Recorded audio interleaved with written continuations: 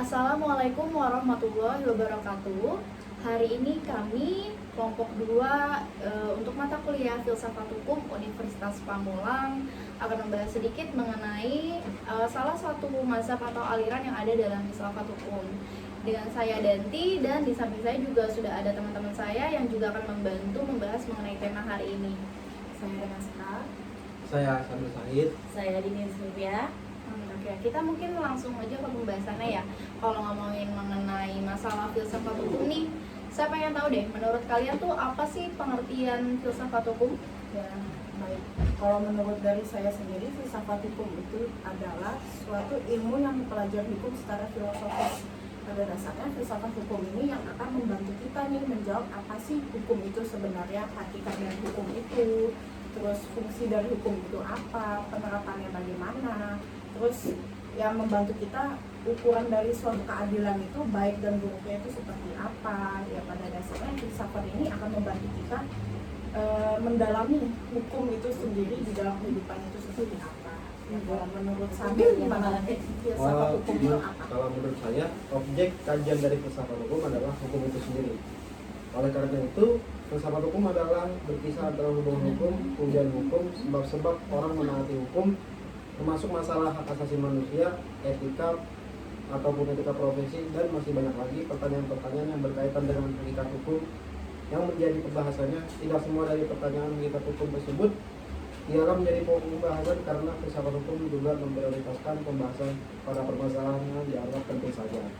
Kalau Bu Dinis gimana? Kalau menurut saya filsafat hukum ini saya ambil atau saya kutip langsung dari sebuah ahli yang bernama Sutikno, bahwa dia menyatakan filsafat hukum ini adalah sebuah mencari hakikat, gitu. Mencari hakikat dari hukum. Dia ingin mengetahui apa yang ada di belakang hukum, mencari apa yang tersembunyi di dalam hukum, dan mencari dasar hukum sampai ke akar-akarnya hukum, gitu.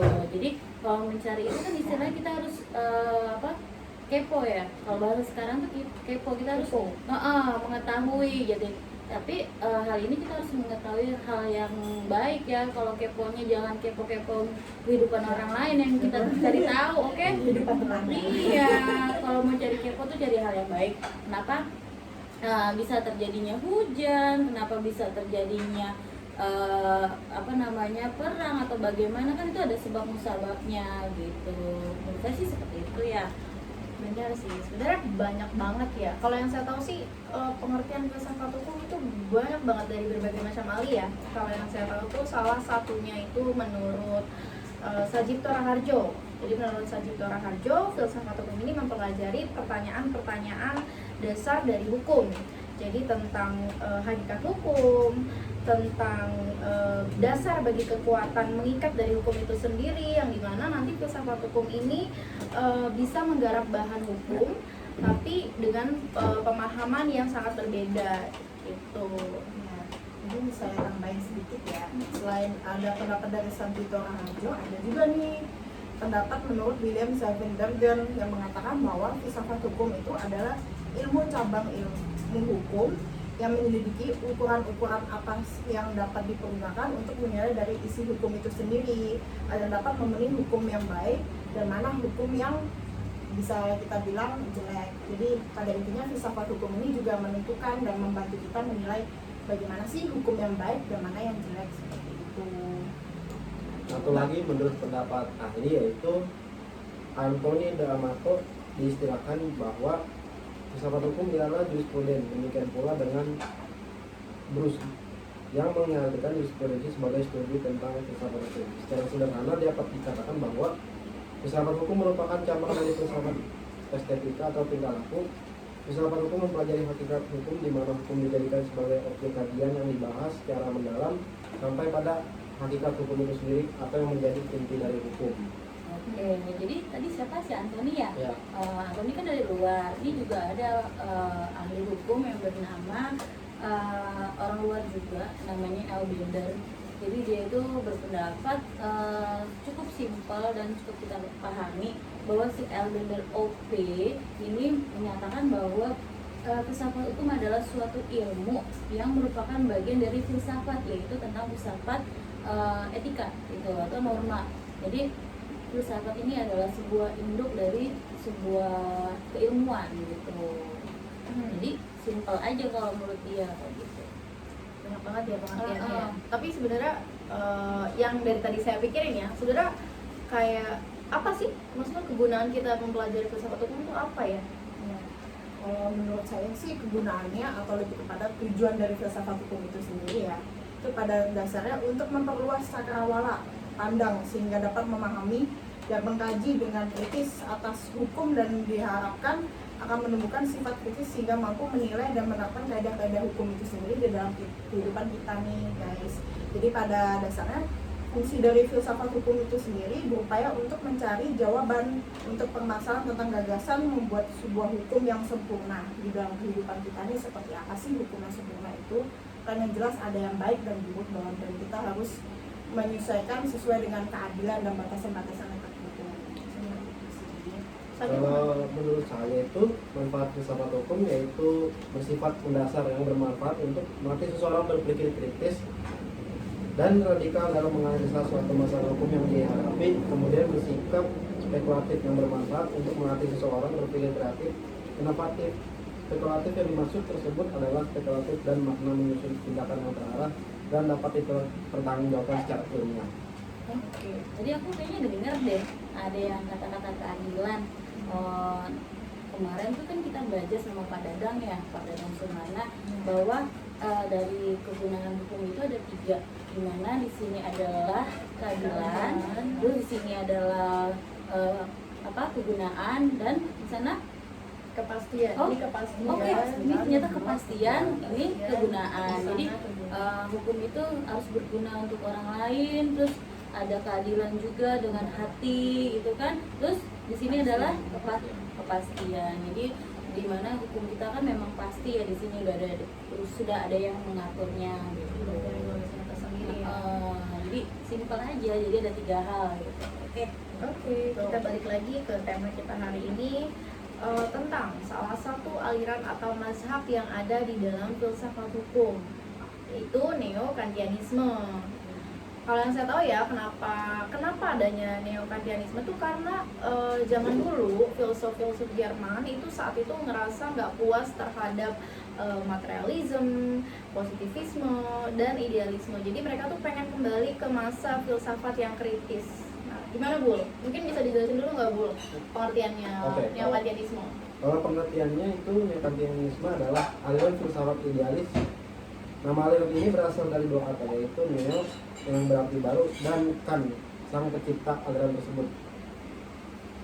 Kemudian dari penggabungan 2 kata tersebut, neo-kantianisme berarti kembali kepada kan, yaitu mengembangkan kembali unsur-unsur idealis, metafisis, dan dialektis. Slogan kembali kepada kan ini dicetuskan oleh Otto Liebman pada tahun 1965. Menurutnya, perhatian Kant kepada detailnya sebuah pengalaman merupakan hal yang esensial. Nilai yang membuat Liebman kembali pada akses-akses idealisme dan romantisme. Aliran ini lahir sebagai tanggapan atau atas ketidakmampuan paham idealisme yang berusaha menanggapi tentang ilmu empiris dan positif. Aliran filsafat Kant ini bagian dari positif, yaitu pandangan yang bertolak dari pengalaman dan tidak menerima pengetahuan dari luar pengalaman. Banyak yang menganut dan percaya kepada aliran tersebut, salah satunya Liebman itu sendiri.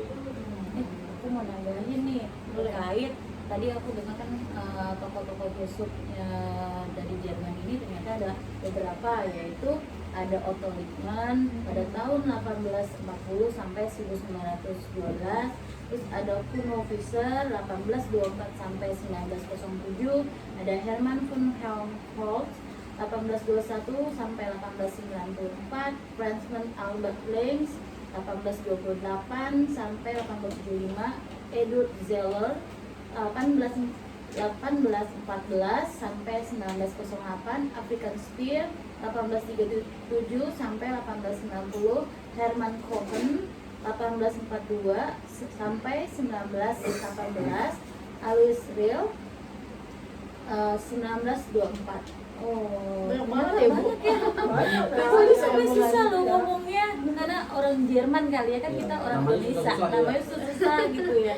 Oh gitu. Ya. Terus gimana nih alirannya si kan ini nih selanjutnya? Ya, pada dasarnya aku ingin menjelaskan sih gimana sih munculnya aliran neokantisme ini. Pada dasarnya latar belakang dari neokantisme ini muncul karena banyak filosofi Jerman tadi tuh. Filosofi Jerman itu menganggap dan tidak puas bahwa terhadap materialisme, positivisme, dan idealisme. Mereka ingin kembali nih ke filsafat yang kritis lagi, yang ke zaman dulu, yang benar-benar yang bahwa filsafat hukum itu harus sesuai dengan bukunya. Jadi kita nggak melihat filsafat hukum itu dari berdasarkan pengalaman yang dialami oleh orang-orang atau bagaimanapun. Jadi mereka menganggap bahwa filsafat ini harus sesuai yang pada dulunya nih, yang kritis banget, yang harus sesuai pada bukunya, berpatokan sekali nih pada bukunya. Kemudian kaum neokantianisme ini menganggap bahwa dirinya mereka sendiri ini sebagai orang-orang yang melanjutkan Kant atau sebagai ahli warisnya dan sebagai pengersi terhadap Kant. Seperti diketahui, Kant mempunyai pendirian bahwa dunia benar-benar itu sendiri tidak dapat tercapai oleh pengetahuan teori. Lapangan yang dimasuki ilmu adalah lapangan yang terbatas, yaitu berupa keseluruhan dan peristiwa-peristiwanya. Pada dasarnya neokantianisme ini ingin kita pahami bahwa hukum itu muncul berdasarkan peristiwa dan pengalaman, bukan hanya muncul berdasarkan dari patokan buku yang kita pegang. Seperti Tapi berarti gini ya, adanya neokantianisme itu karena filsuf-filsuf Jerman ngerasa nggak puas dengan hukum yang kaku. Iya. Menarik sih ya. Mungkin selanjutnya saya bakal nambahin sedikit ya, di dalam aliran atau mazhab neokantianisme ini juga ada dua aliran, namanya mazhab Marburg sama mazhab Baden. Mungkin saya bakal jelasin dulu nih mazhab yang pertama. Oke. Mazhab yang pertama ini ada mazhab Marburg ya. Mazhab Marburg ini ada beberapa filsuf terkenal yang mengumpulkan pemikirannya. Salah satunya itu ada Hermann Cohen yang tadi Budi disebutin. Iya. Terus ada Paul Netter sama N.K. Sirer. Kalau menurut Hermann Cohen, kenyataan itu objektif, bukan kenyataan yang ada di luar pikiran, tapi kenyataan yang ada di dalam pikiran itu sendiri. Jadi objek itu ditentukan oleh subjek, jadi nggak hanya pikiran yang dihasilkan sebagai syarat sebagai wujudnya gitu. Jadi kegiatan pusat pikiran adalah menghasilkan dan menciptakan. Lalu menurut Paul Netter, kalau menurut Paul Netter nih, mengetahui itu berpikir. Jadi berpikir itu menetapkan, mendeterminasikan. Lalu dia juga pengamatan, menurut Paul itu pengamatan itu berdasarkan penetapan pikiran ya. Jadi nggak ada pengamatan di luar aspek kuantitas, kualitas, terus relasi juga. Objek itu nggak di luar tapi ada di dalam. Nah kalau yang terakhir ini menurut N.K. Sirer, ilmu-ilmu bekerja dengan menggunakan simbol-simbol atau lambang, tanda-tanda, dan sistem tanda yang merupakan kenyataan yang ditentukan. Jadi manusia adalah animal symbolism. Jadi sebetulnya filsafat itu sendiri pada asasnya berorientasi pada ilmu kealaman matematika. Jadi seperti kritik untuk Kant itu sendiri. Nah yang kedua itu ada mazhab Baden. Sebenarnya kalau mazhab Baden ini sebenarnya lebih ke mempelajari metode ya. Jadi nggak hanya mempelajari ilmu-ilmu kealaman, tapi dia juga mempelajari ilmu-ilmu kebudayaan. Budaya dari wilayahnya tersebut. Betul. Nah di mazhab Baden ini juga ada beberapa pemikiran filsuf-filsuf terkenal. Salah satunya itu ada dari Wilhelm Wendelben. Kalau menurut Wilhelm Wendelben ini pengetahuan itu ada dua. Jadi ada pengetahuan alam yang disebut sebagai ilmu pengetahuan nomotetis atau nomothetic science. Kalau nomothetic science itu ilmu yang pengetahuan objeknya adalah fenomena-fenomena yang dapat diulangnya secara terus-menerus. Nah, terus yang kedua ini ada ilmu pengetahuan ideografis atau ideographic science. Kalau ideographic science ini kebalikannya dari nomothetic science. Jadi kalau ideographic science itu mempunyai ciri bersifat individu, etnik, dan kejadiannya itu hanya satu kali gitu. Lalu ada juga dari menurut Henrik Richard. Kalau menurut Henrik, pertama-tama orang itu harus mempertimbangkan, baru orang itu tahu gitu apa yang disebut kenyataan. Jadi bukan dia tahu kenyataan dulu, dia baru mempertimbangkan. Betul. Terus yang terakhir itu ada menurut Wilhelm Dilthey. Kalau menurut Wilhelm ini, objek material filsafat itu adalah kehidupan manusia. Jadi kehidupan manusia yang kita alami nih, misalnya kayak kehidupan biologis kita, terus kehidupan individu, kehidupan sosial, historis, sama serta faktor-faktor lain, misalnya kayak emosi, pemikiran, tindakan individu, lembaga sosial, dan lain-lain. Gitu sih, mungkin ada yang mau beda. Jadi pada intinya dari dalam aliran Yohanisme bagi lagi ya, ada Terbagi mazhab, lagi. ada dua itu. Yang pertama tadi ada mazhab Baden sama Marduk ya. Marduk, betul. Tentunya sih dulunya berbeda ya. Saya kira sama, ternyata ada bedanya juga. Ini karena pemikiran seseorang kan berbeda-beda, nggak sama. Benar. Terus aku jadi kepo nih, kan kita kan udah mengetahui jadi inti dari neokantisme itu ya seperti itu. Yang aku kepoin, neokantisme ini dalam hukum itu seperti apa ya, bergunanya itu bagaimana ya, dalam penerapannya itu seperti apa sih, ada yang tahu nggak?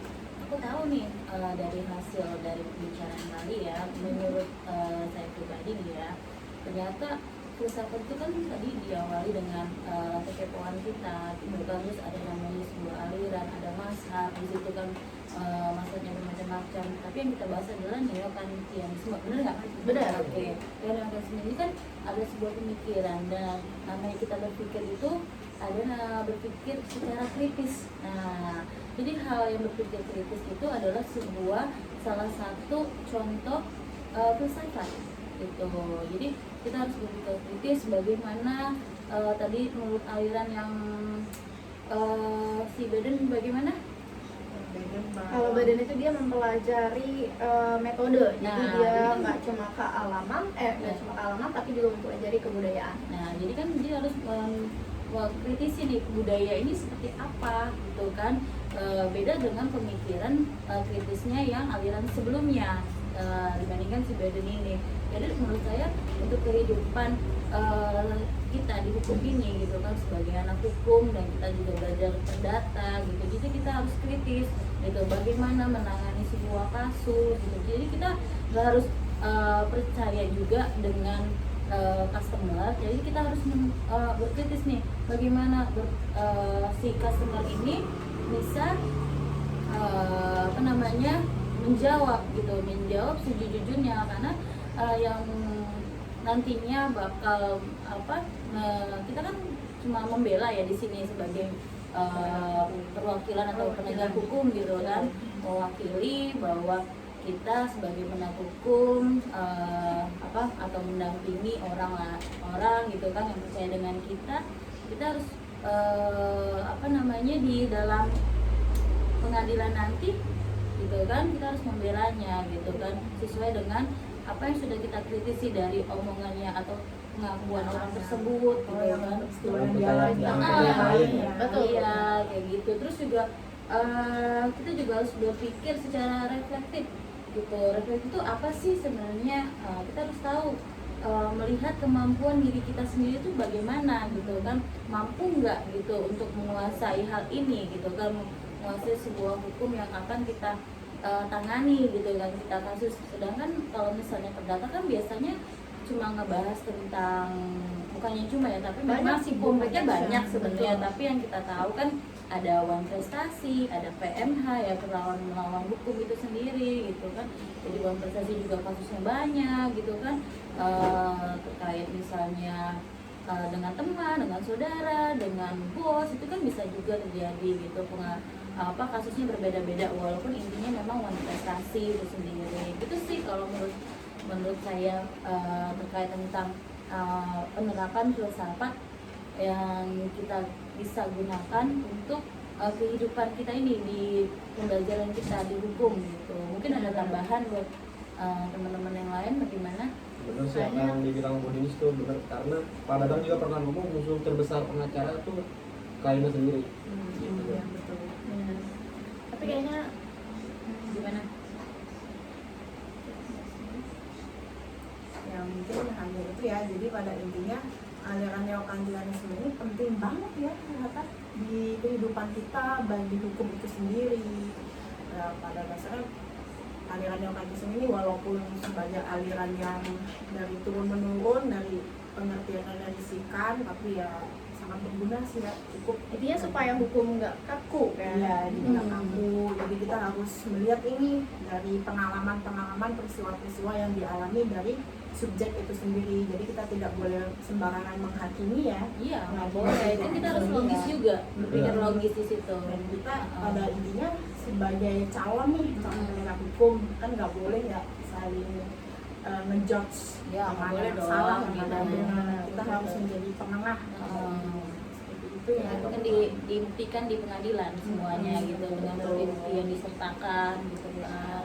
Ya, semoga nanti ke depannya kita sebagai calon penegak hukum bersih deh dari segala hal yang Amin. jahat ya. Ya, Kita harus amin. jujur, harus bisa menegakkan keadilan sebenar-benarnya.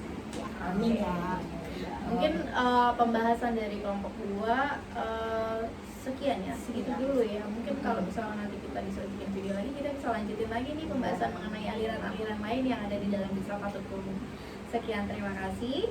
Wassalamualaikum warahmatullahi wabarakatuh. Waalaikumsalam warahmatullahi wabarakatuh.